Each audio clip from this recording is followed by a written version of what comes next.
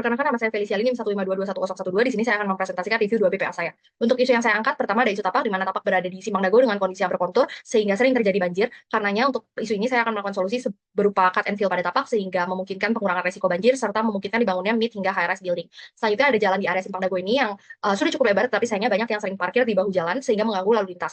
Untuk solusinya, saya akan menyediakan parkir untuk bangunan yang akan saya buat nantinya. Selanjutnya ada isu view, di mana view ke sisi timur itu cukup buruk karena menghadap ke pemukiman kumuh. Kemudian view ke barat dan utara cukup baik karena menghadap ke Jalan Kiai Haji Juanda serta ke Sungai Cisadea, dan view ke arah selatan juga cukup baik berupa Jalan Dipati Ukur. Akibatnya saya akan memaksimalkan view bangunan saya ke arah barat, utara, dan selatan.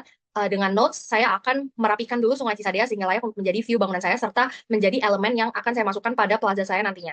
Kemudian tapak saat ini merupakan pasar tradisional serta perumahan-perumahan yang beberapa sifatnya masih ilegal.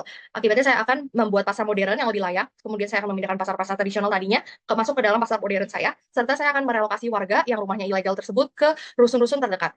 Kemudian tapak berlokasi di dekat banyak bangunan pendidikan sehingga membutuhkan coworking space dan public space. Saya akan menyediakan plaza dan juga coworking space yang banyak di bangunan saya. Namun sayangnya sekitar tapak masih kurang SMA sehingga saya akan membangun SMA untuk memenuhi kuota pendidikan yang ada.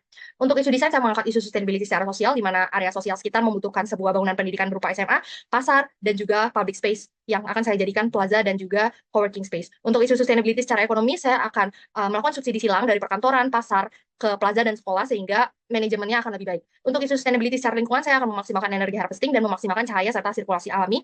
Kemudian untuk perbedaan sifat ruang, di mana ada yang publik, semi publik, dan private, saya akan memaksimalkan penjagaan satpam sehingga area private tetap menjadi area yang private. Untuk gagasan intinya, saya akan membangun SMA, pasar modern, plaza, dan perkantoran yang menyatu dengan Sungai Cisadea, yang bangunannya akan sustain secara ekonomi, lingkungan, dan sosial, di mana pengguna akan merasa menyatu dengan alam dengan bangunan yang menggunakan material-material yang terbuka dan alami. Kemudian ini adalah dokumentasi kondisi tapak saya, dan ini adalah dokumentasi presiden saya.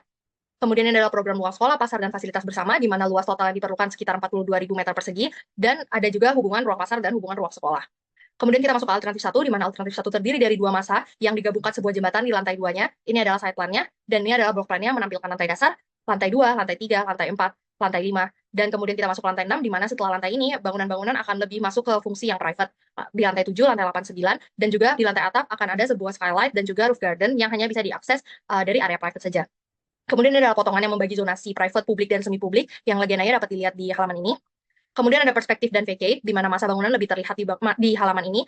Untuk vacate yang saya gunakan ada hanging plan untuk area yang semi outdoor, curtain wall dan beton precast finishing wood panel, dan plan panel untuk area yang indoor. Di mana kaca-kaca untuk curtain wall saya akan menggunakan AC tinted glass sehingga memaksimalkan cahaya yang masuk tetapi mengurangi panas matahari yang masuk. Untuk material dan struktur, saya menggunakan struktur modular sehingga lebih cepat dan lebih murah untuk dibangun. Strukturnya sendiri menggunakan material green concrete yang ramah lingkungan, serta precast concrete yang lebih efektif dan juga lebih cepat dan murah untuk dibangun.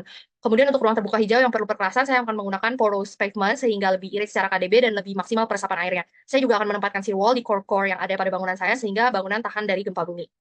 Untuk KDB dan KLB-nya di sini maksimalnya 70%, tetapi KDB saya mencapai 50%. Untuk KLB maksimal 5,6 kali, di alternatif ini saya mencapai 3,46 kali. Dan lantainya ada sebanyak 9 lantai dan 1 lantai atap dengan jarak antar lantai 4 meter. Untuk sirkulasinya menggunakan tangga darurat dan lift. Untuk kelebihan alternatifnya ini, KDB itu termanfaatkan dengan baik karena bangunan menerus ke atas. Sistem modular juga lebih efektif karena bangunannya minim variasi, terus bangunan tidak setinggi alternatif lainnya, sehingga lebih irit secara listrik lift dan juga lebih murah secara struktur karena hanya perlu menggunakan mid-rise building struktur. Untuk luasan bangunannya sendiri lebih banyak, lebih luas dibanding alternatif lainnya. Kekurangan alternatif ini adalah bangunan yang bentuknya simpel sehingga kurang menarik dibandingkan alternatif satu lagi. Kemudian view hanya keluar side karena area dalam kurang baik. Jembatan penghubung juga cuma ada di lantai 2 sehingga membatasi sirkulasi masa 1 ke masa 2 dan KDB dan KLB lebih rendah dibanding masa 1 lagi. Untuk alternatif 2, ini ada side plan-nya. Dan ini ada KDB dan KLB-nya. Untuk KDB-nya di sini mencapai 58% dan KLB-nya mencapai 4,45 kali, di mana lebih besar dari alternatif sebelumnya. Untuk lantainya terdapat 16 lantai dan 1 lantai atap dengan jarak antar lantai masih sama dan sirkulasi vertikal masih sama. Untuk kelebihan alternatifnya, bangunan ini lebih bervariasi secara bentuk sehingga lebih menarik. Bangunan juga menyediakan ruang luar yang berundak di setiap lantainya, kemudian memiliki beberapa jembatan penghubung di beberapa lantai sehingga memungkinkan sirkulasi yang lebih baik antar masa.